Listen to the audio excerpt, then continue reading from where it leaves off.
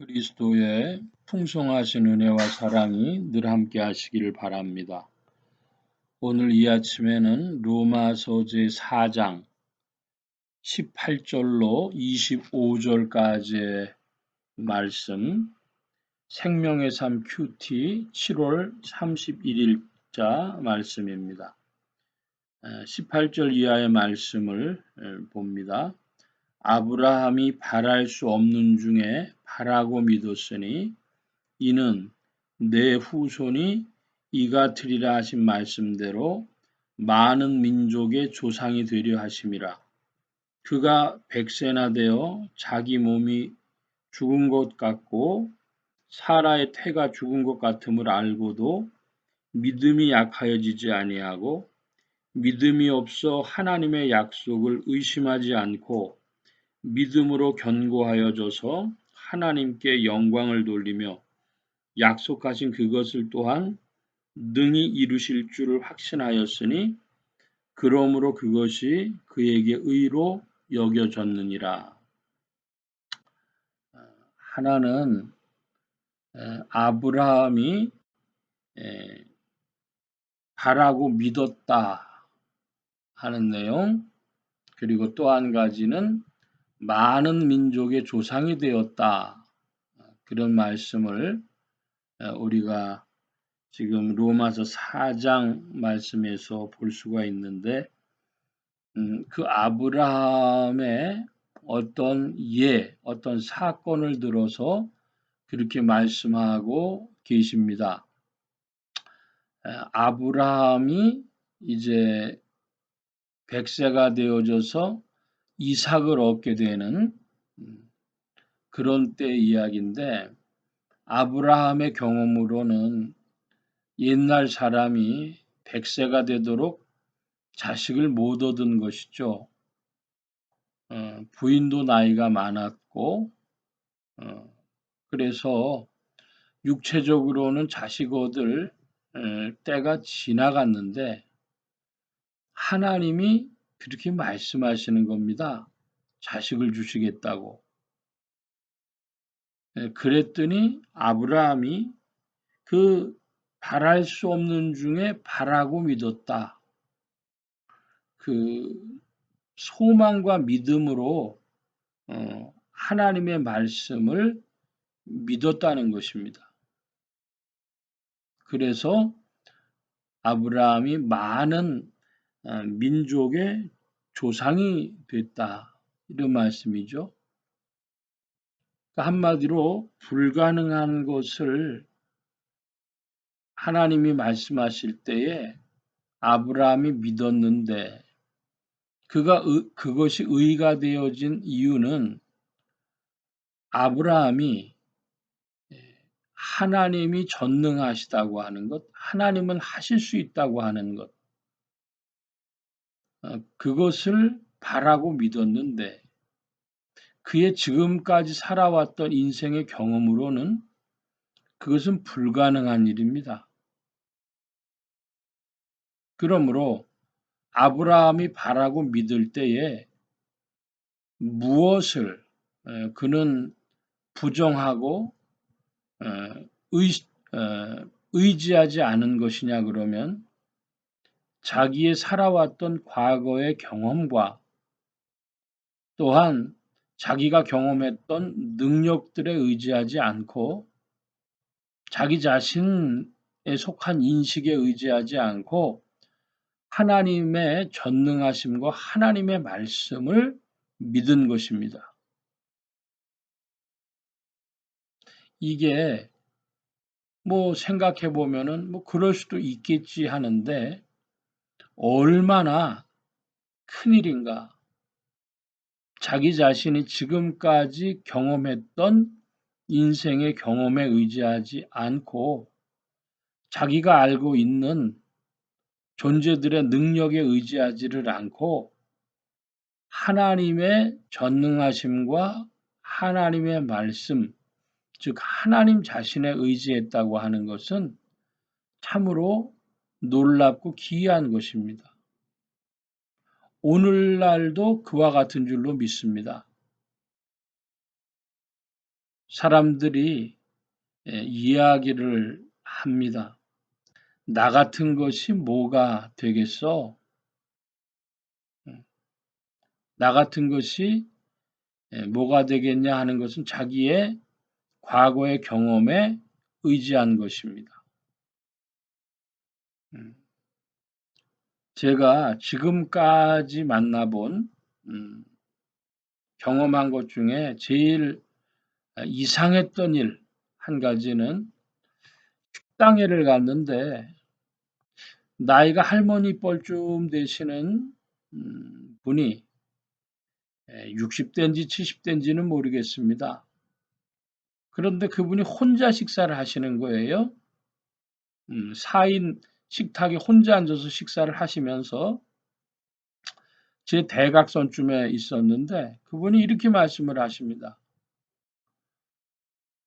부모 복 없는 것이 남편 복 없다더니. 그래요? 조금 더 식사를 하시다가 남편 복 없는 것이 자식 복 없다더니. 그러면서 또 식사를 하는 거예요. 그러니까 자기의 경험으로는 부모로부터 남편, 자식에 이르기까지 자기의 전 생애가 부정적인 경험인 것입니다. 그걸 지금 입으로 말하고 있는 겁니다.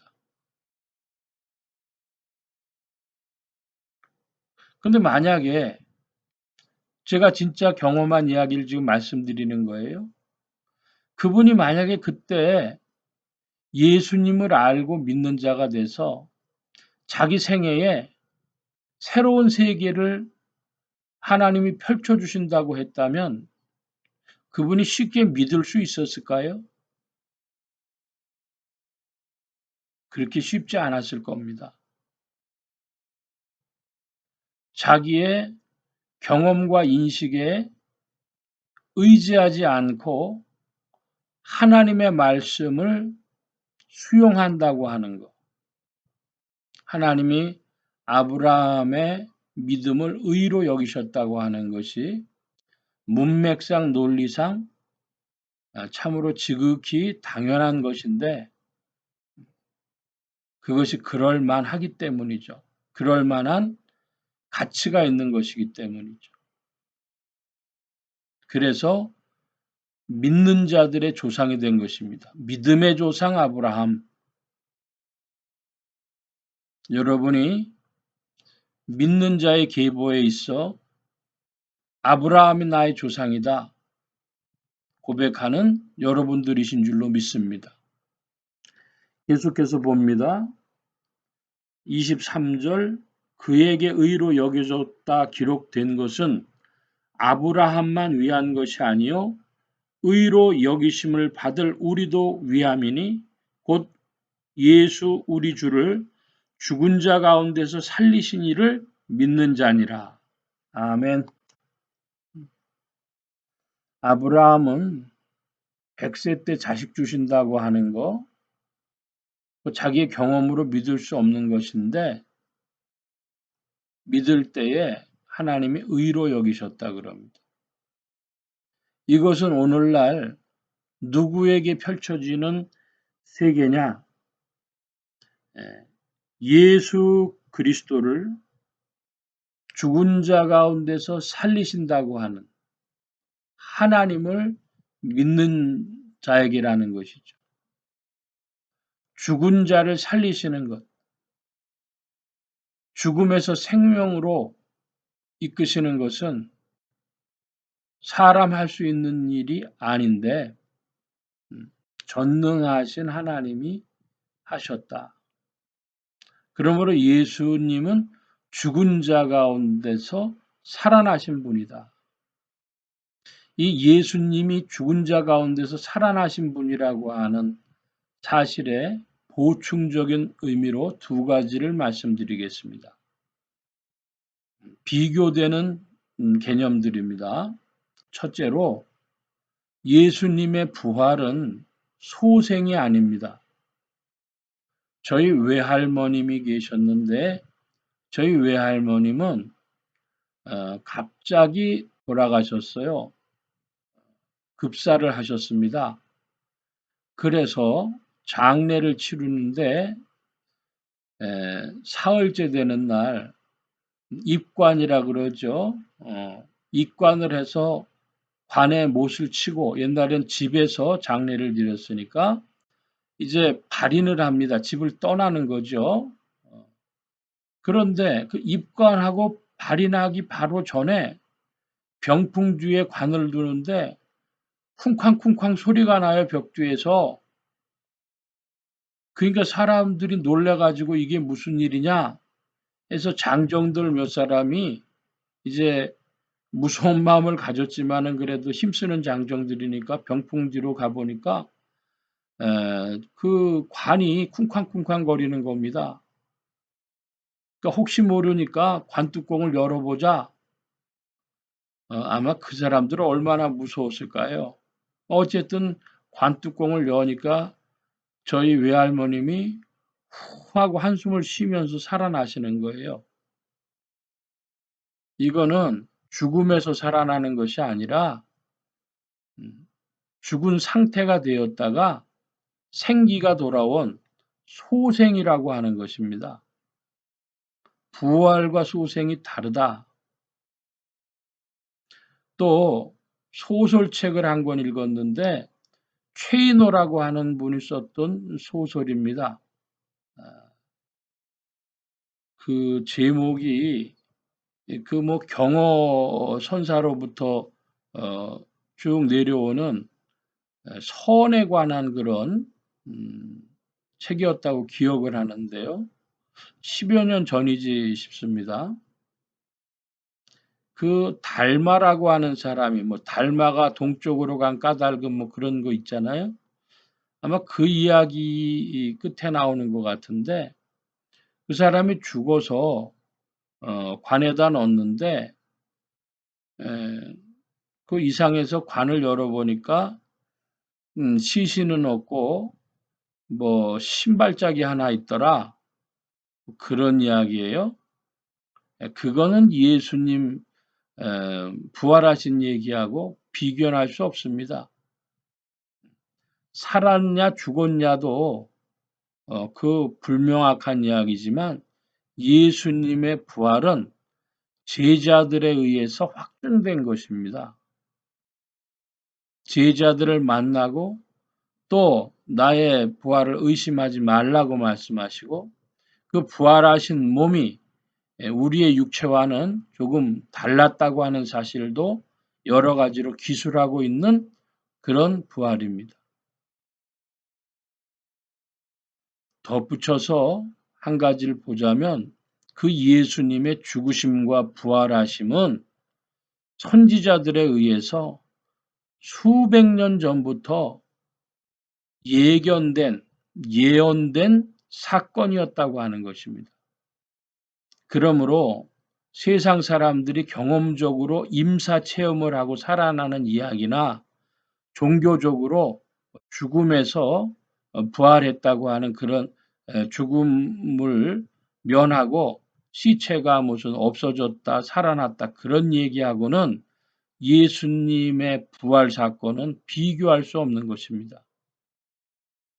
선지자들에 의해서 예언된 말씀이고 그리고 제자들에게 증거되어서 그 제자들의 삶이 변화되어진 사건이고 그리고 그 사건은 온 인류에게 영향을 미친다고 신약이 증거한 그것이 복음 전파의 근거가 되는 온 인류를 위한 바로 그 사건입니다. 그러므로 부활 사건을 다른 사건과 같은 차원에서 얘기할 수 있는 사건이 없습니다. 누가 당신에게 예수님의 부활이 없다면 그러면은 당신 예수님 안 믿을 거요? 예, 못 믿습니다. 예수님의 부활 사건 때문에 죽음에서 생명으로 옮기신 하나님의 권능이 나타나고 하나님의 말씀이 나타나고 하나님의 존재가 나타난 그 사건 때문에 인류에게 새 길이 열린 것이기 때문에 그 길이 없다면 우린 예수님 믿을 수 없는 것입니다. 그런데 하나님께서 말씀하셨고 하나님의 권능이 나타나고 결국 하나님의 존재 자체가 사랑과 공의이신 하나님 자신이 나타난 십자가 부활 사건으로 말미암아 우리는 예수를 그리스도로 인류에게 찾아오신 하나님의 구원의 길로 믿게 되었고 그리고 오늘도 그 사건을 증거합니다. 주께서 하신 일을 찬양합니다. 이 사건을 믿었다면 이것이 우리의 의가 되는 것입니다. 의로 여기심을 받을 우리도 위함이니 곧 예수 우리 주를 죽은 자 가운데서 살리신 이를 믿는 자니라. 여러분 이거 쉽게 믿을 수 있는 이야기가 아닙니다. 나 자신의 경험에 삶의 경험과 인식에 의지하지 않는 자가 수용할 수 있는 이야기입니다. 이것을 받아들이는 것을 믿음이라고 하고 하나님 그것을 의로 여기신다고 성경은 지금 우리에게 증거하고 있는 것입니다. 25절입니다. 예수는 우리가 범죄한 것 때문에 내어줌이 되고 또한 우리를 의롭다 하시기 위하여 살아나셨느니라. 예수님의 죽으심과 부활하심은 우리의 죄악 때문이었고 또 우리의 의 때문이었습니다. 예수님의 죽으심은 우리의 죄악 때문이고 살아나심은 우리에게 의를 주시기 위해서 살아나신 것이라고 성경은 예수님의 십자가 죽으심과 부활 사건의 의미를 우리에게 한 절로 말씀하고 있습니다. 여러분 로마서 4장 25절 같은 말씀은 암송해 주는 것도 신앙에 큰 유익이 있을 줄로 믿습니다. 성경상 유명한 구절인데요. 예수는 우리가 범죄한 것 때문에 내줌이 되고 또한 우리를 의롭다 하시기 위하여 살아나셨느니라. 주님이 하신 일을 찬양합니다. 기도하겠습니다.